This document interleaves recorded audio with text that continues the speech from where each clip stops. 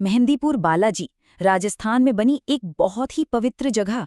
ये मंदिर पूरे भारत में एक खास वजह से जाना जाता है और वो है भूत प्रेत और बुरी आत्माओं से छुटकारा दिलाना।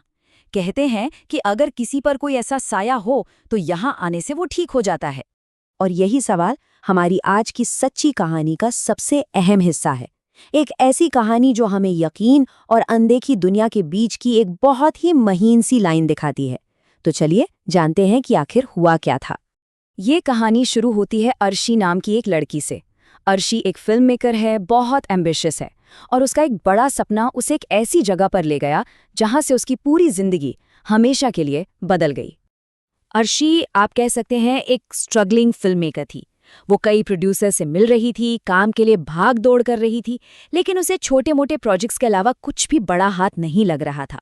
वो बस एक बड़े ब्रेक का इंतजार कर रही थी जो उसके करियर को एक नई उड़ान दे सके। और फिर एक दिन उसे वो मौका मिला जिसका उसे बेसब्री से इंतजार था। एक प्रोड्यूसर ने उसे एक बहुत ही बड़ा प्रोजेक्ट ऑफर किया, मेहंदीपुर बालाजी मंदिर पर एक असली डॉक्यूमेंट्री बनाने का काम।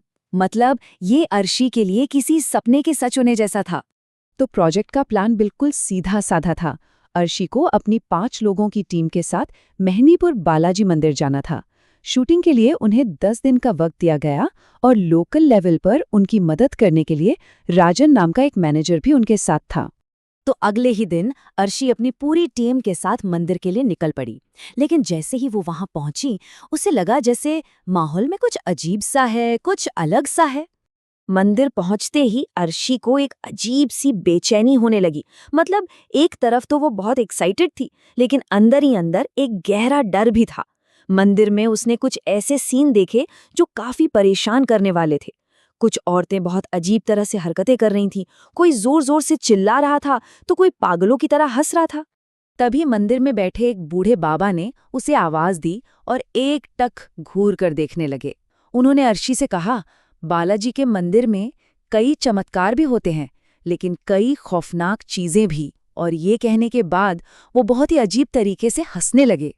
उनके साथ जो मैनेजर था, राजन, उसने उन्हें 2 बहुत जरूरी नियम बताए। पहला, अगर कोई तुम्हारा नाम पुकारे तो पलट कर मत देखना, और दूसरा, मंदिर का कोई भी प्रसाद घर लेकर मत जाना। इन नियमों को मानना बहुत बहुत जरूरी था।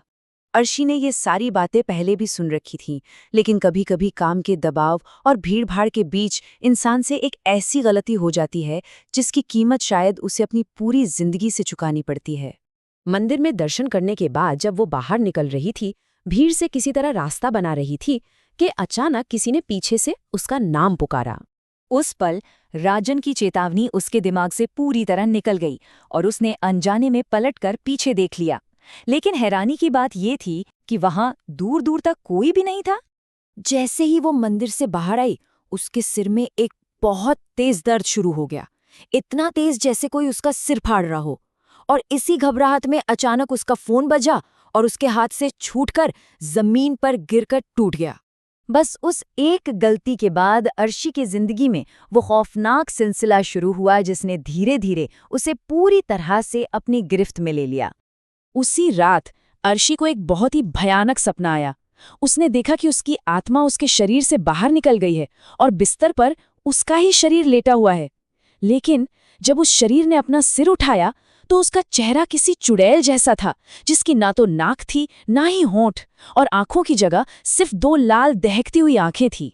अगले 4 दिनों तक शूटिंग तो चलती रही, लेकिन अर्शी की हालत दिन ब दिन बिगड़ती जा रही थी। उसका सिर दर्द बढ़ता ही जा रहा था, वो बहुत कमजोर महसूस करने लगी और चौथे दिन तक तो उसके पूरे शरीर पर बहुत दर्दनाक रैशेज निकल आए।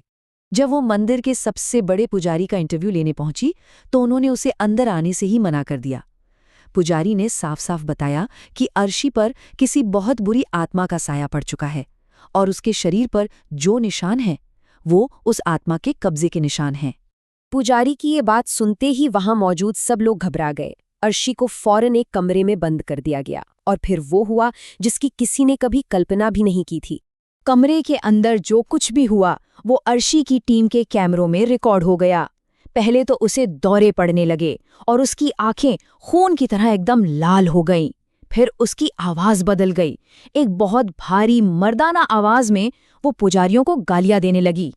बात तब और ज्यादा बिगड़ गई जब उसने हिंसक होकर कैमरे तोड़ने शुरू कर दिए और एक पुजारी को तो उसने सिर्फ एक हाथ से गला पकड़कर हवा में उठा लिया।